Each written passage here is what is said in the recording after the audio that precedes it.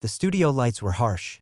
Overhead rigs buzzed slightly from age, their glow catching the thin sheen of sweat on skin that had been powdered into perfection.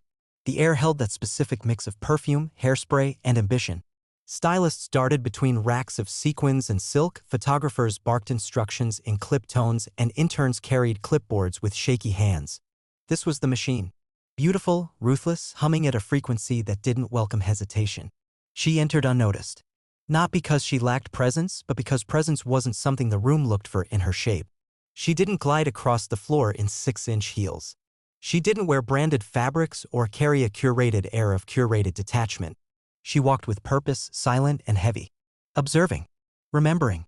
No one knew she was the judge. Not yet. She moved through the staging area with the ease of someone who had once been ignored in every corner of it. She recognized the models rehearsing poses in front of cracked mirrors. The hopefuls glancing at their reflections with hungry eyes, adjusting jawlines, angling their legs just so. She had been them once. Not in title. In longing. The casting call was for a national modeling competition. High profile. Syndicated. Streamed globally. The kind of platform that launched careers or broke them publicly. Behind the scenes, agents made quiet calls. Producers whispered names. The finalists had been pre-selected before most even walked into the building.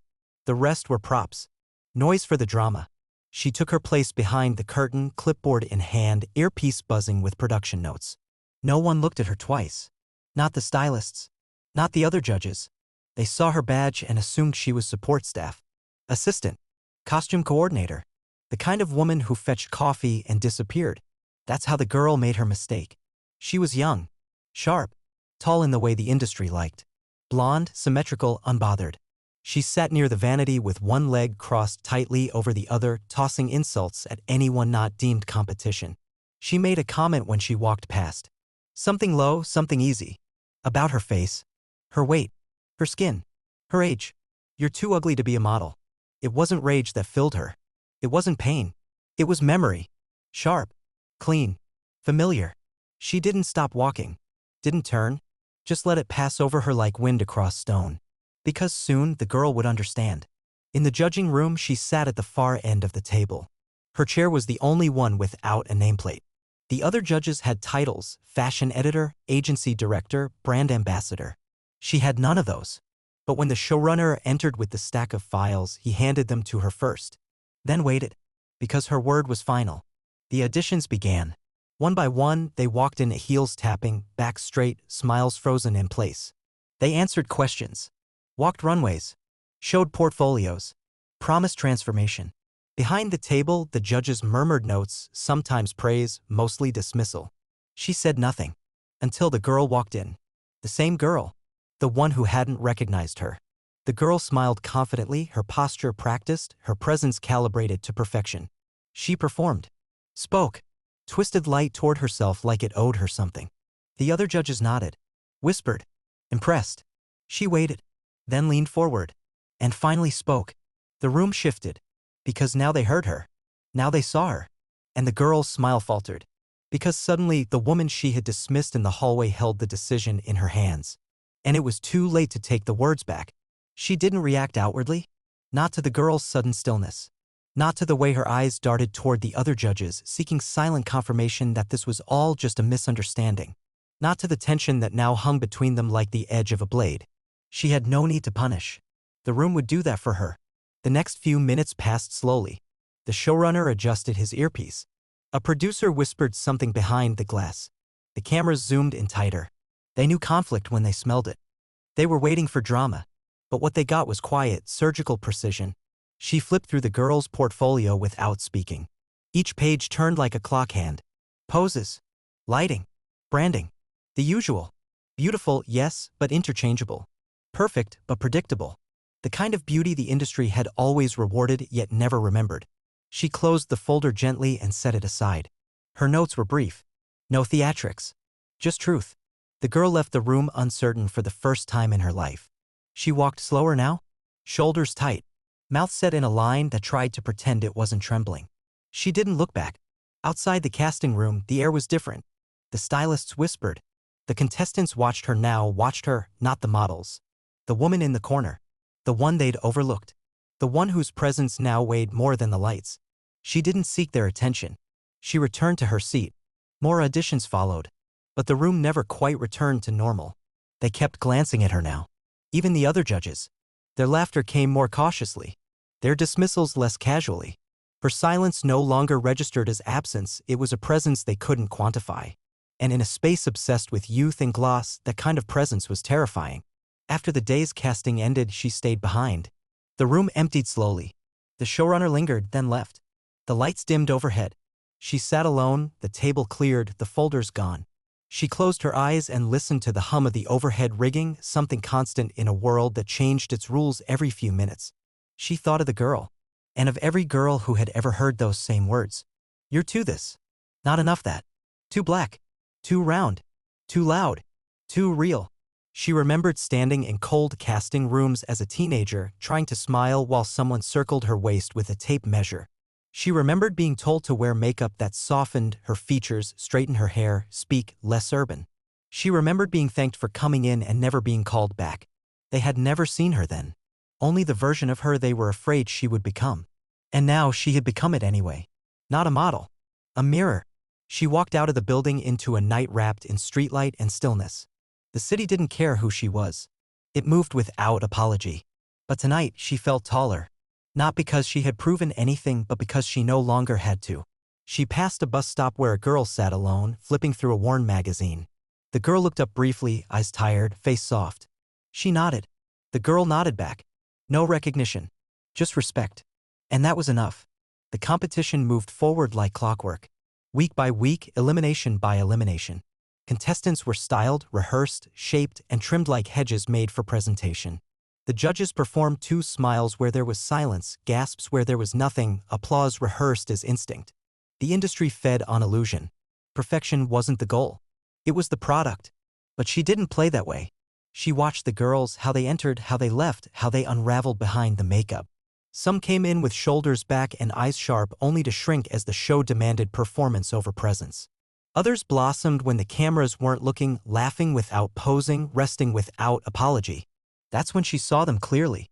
When the mirrors weren't pointed. She became the quiet center of the storm. Contestants began to seek her out, not for approval, but for confirmation that they existed beyond their angles. They watched how she walked through the backstage corridors, how producers lowered their voices around her, how her pen moved only when it mattered. She didn't smile often. She didn't have to. Behind the scenes, whispers grew. She's not like the others. She doesn't care about trends. She sees through it all. They were right. She had once been a thread in the fabric of that very illusion. Not the face on the billboard, but the invisible hand-pinning fabric on the girl who was. She'd built her way through fitting rooms and backlights. From assistant stylist to creative director, from uncredited campaigns to global editorials. All without being photographed once. She hadn't chased the spotlight. She had designed it. And now she sat beneath it. The girl, the one who had called her ugly, remained in the competition. Barely. Her early confidence had wilted. Her photos were technically correct, but lifeless. Her poses recycled. Her expressions tight. She tried harder now, but it read as desperation. She had begun to unravel in the absence of control. And the judges saw it. All except one. Her. She didn't speak about the incident. Didn't single her out. She simply judged. Fairly. Coldly. Exactly as the industry had never judged her. That was the difference. The room expected retaliation. What they got was indifference. That's what frightened the girl most. The absence of punishment. Because it meant she was no longer dangerous enough to be a threat. She was simply not enough. In one episode, a challenge required the models to reinvent classic beauty campaigns. Most imitated what they'd seen before, lips parted, lashes exaggerated, femininity sharpened to the point of parody. But one girl did something else. She stepped out in bare skin, no contour, no filters, and stared down the lens like it owed her nothing. The room went still. She leaned forward. Wrote one word in her notes. Truth. No one else had seen it. They had looked for polish. She had looked for power. The next day, producers approached her. They wanted more drama. More reaction. More tears. She said nothing. Just returned to her notes. Because she didn't come here to entertain. She came to remind. That beauty is not submission. It is defiance. And no amount of soft lighting could soften that. The girl was eliminated in episode 7. Not by scandal. Not by sabotage. By gravity. Her presence no longer filled the room. Her eyes didn't connect. Her performances, though crisp, felt hollow. The other judges scored her politely. She didn't score her at all. It wasn't vengeance. It was symmetry. The girl walked off set that night without looking back. Her makeup untouched, her heels perfectly balanced, her jaw clenched just enough to keep the cameras guessing. The production team offered an exit interview. She declined. No last words. No redemption arc. She disappeared. And the story moved on without her. The show narrowed. Fewer girls. Higher pressure. Bigger lights. The ones who remained began to shift. Some hardened. Some cracked. Some softened in ways they hadn't expected. One in particular, the girl who had stared down the lens with nothing but herself, began to rise. Not because she played the game better. Because she refused to play it at all. She watched her carefully. Not with favoritism. With recognition. The way the girl held herself. How she didn't ask for space, she created it. When others posed, she breathed. When others performed, she stood still. She reminded her of something older than beauty. Something that couldn't be bought. The industry noticed.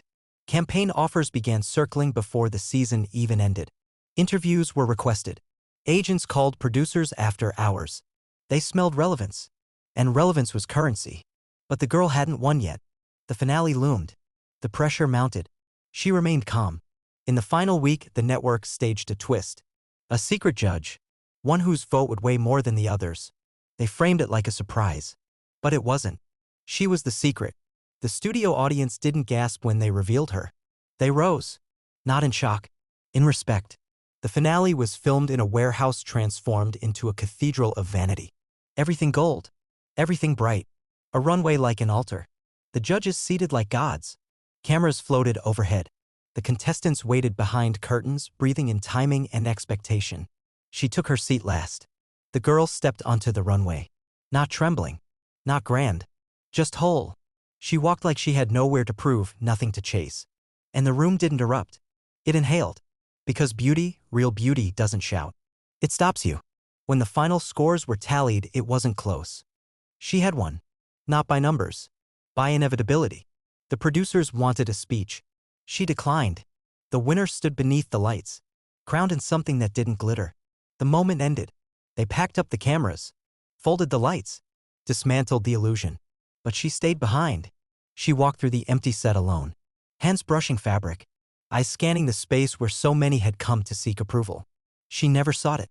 She had outgrown it. Outside, the night was cold.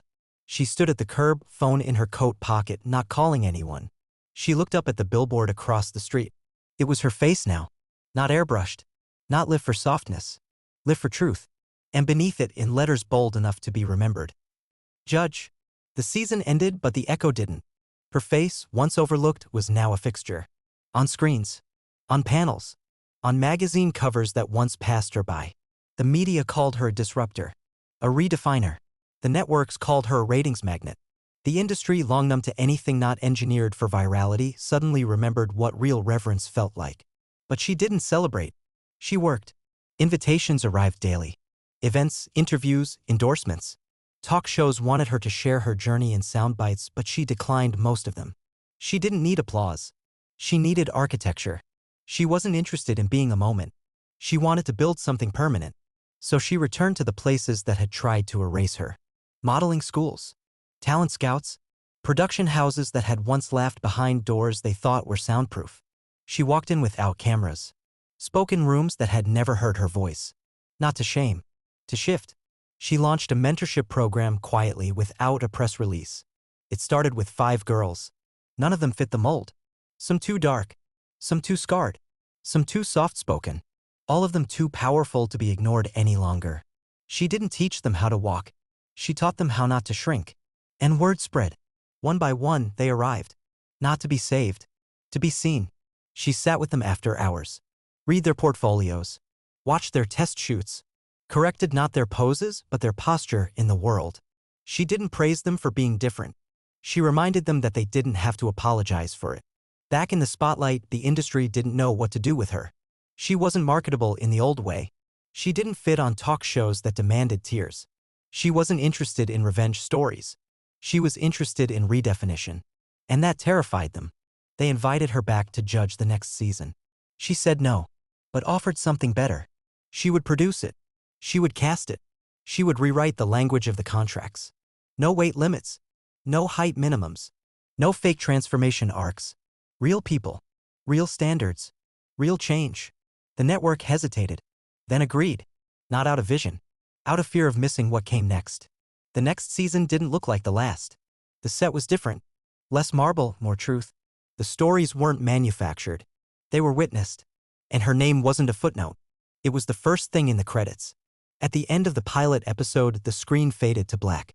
Her voice, low, steady, unpolished, spoke over the final shot. Not about beauty. About power. And how they were never supposed to be the same. The show was a success. Not in the way network executives define it. Ratings were good, yes. Social numbers strong. But something deeper shifted. The comments online weren't about outfits or eliminations. They were about stories. About representation. About the weight of seeing someone who looked like you, talked like you, stood like you, refused to flinch beneath the lens. And still, she remained behind the curtain.